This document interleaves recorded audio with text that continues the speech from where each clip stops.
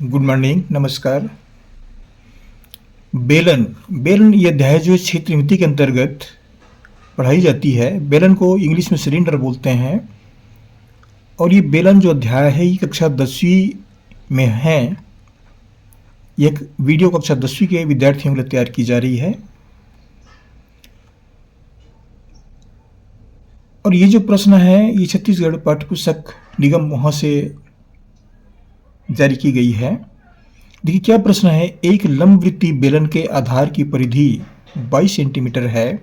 यदि बेलन की ऊंचाई 10 सेंटीमीटर है तो बेलन का आयतन ज्ञात कीजिए। ये एक प्रश्न दिया हुआ है और ये प्रश्न जो है हम आपको बताने जा रहे हैं सन 2019 में सेट ए में आया था। ये हम प्रश्न पेपर से ये प्रश्न लिए हैं। पुस्तक में आप लोग तलाश लीजिएगा वहाँ है कि नहीं। और ये जो प्रश्न है ये 4 अंक के प्रश्न थे, 4 नंबर के प्रश्न थे ये। तो इस प्रश्न को हल करते हैं। किस तरह से हल करें। एक लंबवृत्तीय बेलन के आधार की परिधि 22 सेंटीमीटर है। बेलन की ऊंचाई 10 सेंटीमीटर। बेलन का आयतन ज्ञात कीजिए।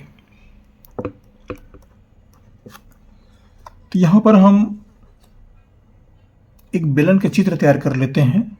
इसको पहले लिख लेते हैं। बेलन के आधार की परिधि, बेलन के आधार की परिधि, आधार की परिधि को 2 पाई आर से व्यक्त करते हैं और ये हमको दिया हुआ है 22 सेंटीमीटर। ऊंचाई h, ऊंचाई को h से व्यक्त करते हैं और इसका मान जो है वह ये दिया हुआ है 10 सेंटीमीटर। हमें ज्ञात करना है बेलन का आयतन। बेलन का आयतन हमें ज्ञात किया जाना है। तो बेलन के आयतन ज्ञात करने के लिए इसका सूत्र भी मालूम होना आवश्यक है। सूत्र मालूम हुआ तो उसके आधार पर कुछ अनुमान लगाया जा सकता है कि हमें क्या क्या चीज़ में निकालना पड़ेगा।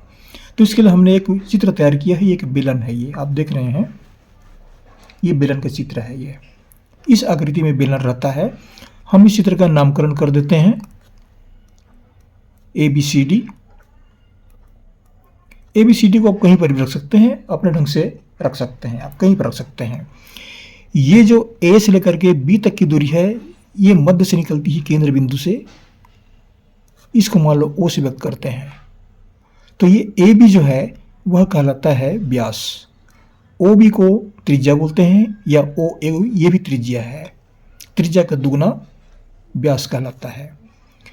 नीचे में ये आधार है C से लेकर के D तक, यह भी व्यास ही कहलाता है। AB और CD ये दोनों की लंबाई बराबर होती है। ये दोनों व्यास बराबर होते हैं। इसका केंद्र बिंदु ले लेते हैं F, या और कोई से भी नामकरण कर सकते हैं। तो इसमें जो हमें चित्र में दिया गया है इसको हम इस तरह से मिला देते हैं। ये ऊंचाई को व्यक्त करता है। ये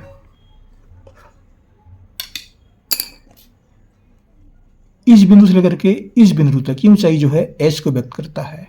h बराबर दिया गया है हमको 10 सेंटीमीटर। अब देखिए यहां से लेकर यहां तक की दूरी यह भी h ही है, यहां से यहां तक की दूरी वह भी h ही है। ये समांतर बढ़ रहा है, समांतर का बढ़ रहा है। ये तीनों h को व्यक्त करता है, ऊंचाई को व्यक्त करता है। अब इतनी बातें स्पष्ट हो गई तो हम पहले लेते हैं आधार की परिधि। आधार की परिधि को 2 पाई आर से व्यक्त करते हैं।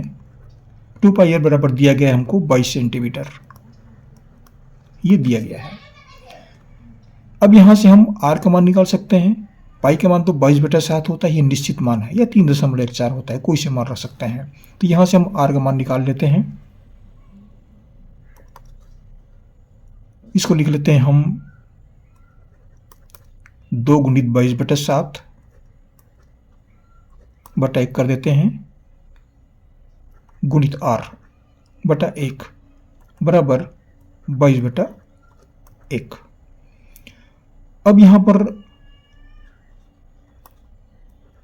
2 गुणित 22 गुणित r और ये 7 एकम 7 हो गया बराबर 22 बटा 1। इन दोनों को तिरे गुणा कर देते हैं, इन दोनों को तिरे गुणा कर देते हैं, इन दोनों गुणा हो जाएगा, इन दोनों गुणा हो जाएगा। तो 1 से गुणा करेंगे तो मान जैसे तैसे रहेगा, कुछ करने का आवश्यकता नहीं है। इन दोनों गुणा हो जाएगा बराबर 2 गुणित 22 गुणित r बराबर 7 गुणित 22। अब यहाँ से r का मान निकल आएगा, r बराबर 7 गुणित 22 और यहाँ पर आया 2 गुणित 22। ये 22 से 22 कट जाएगा, 22 से कम 22, 22 से कम 22। यहाँ पर बच गया r बराबर 7 बटा 2। 7 बटा 2 जो है वह सेंटीमीटर में है ये त्रिज्या। अगर व्यास निकालेंगे तो ये 7 सेंटीमीटर हो जाएगा, डबल हो जाएगा ये 2r में। अब हमें क्या चाहिए? बेलन का आयतन। बेलन का आयतन, बेलन का आयतन बराबर होता है पाई r वर्ग h। ये इसका सूत्र होता है। पाई का मान तो निश्चित मान है 3.14 या 22 बटा 7, r हमको 7 बटा 2 मिला और h का मान जो है वह 10 हमें दिया गया है। तो ये मान हम इसमें रख देते हैं। पाई बराबर 22 बटा 7 गुणित r 7 बटा 2, r वर्ग है तो 7 बटा 2, r को 2 बार गुणा कर देते हैं, 7 बटा 2 गुणित h का मान जो है वह 10, इसको 10 बटा 1 लिख देते हैं। इस तरह से मान प्राप्त हुआ। अब अंश को हर से कटा देते हैं, ये 7 एकम से 7 कट गया, 7 एकम 7, या इसको भी कटा सकते हैं। ये 2 एकम और 2 पंचे और यहाँ पर बच गया 2, इसको भी कटा देते हैं, 2 एकम 2 11। अब नीचे में तो कोई राशि नहीं बची, पूरा कट गया। यहाँ बचा 11 और यहाँ पर बचा 7 और यहाँ पर बचा 5। इस तरह से गुणा कर देते हैं तो ये हो गया 11 सत्ते 77 गुणित 5। तो ये 5 सत्ते 35 का 5 हासिल आया 3, 5 सत्ते 35, 3 38, 385 घन सेंटीमीटर। ये जो है बेलन के आयतन हुआ। ये इस प्रश्न का उत्तर होता है। हमें बेलन का आयतन प्राप्त हुआ 385। ये इस प्रश्न का उत्तर है।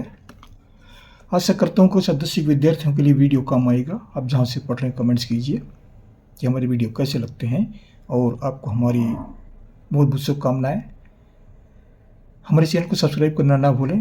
सब्सक्राइब एक ही बार करना पड़ता है, एक बार कर दिया तो आवश्यकता नहीं पड़ती। अब सारे वीडियो पढ़ सकते हैं आप, कम से कम एक बार करना पड़ता है, केवल एक बार।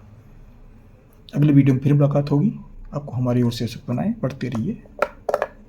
Thank you.